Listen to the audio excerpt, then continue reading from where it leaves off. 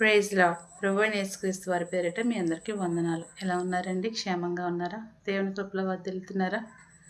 దేవుని కృప లేకపోతే మనం ఒక క్షణమైనా కూడా క్షేమంగాను సజీవంగాను ఉండలేం కదా.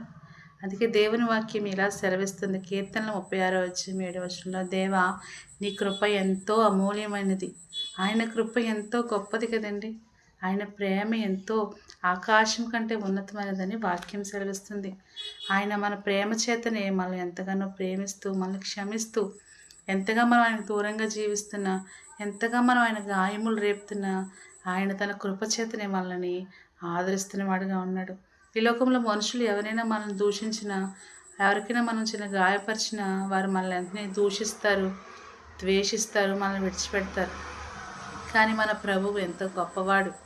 ఆయనకి మనం ఎంత దూరం అయిపోయినా, మన పాపముల చేత ఆయన గాయములు రేపినా, ఆయన తన కృపచేతను తన ప్రేమ చేత మనల్ని ఆదరిస్తున్నవాడుగానే ఉన్నాడు.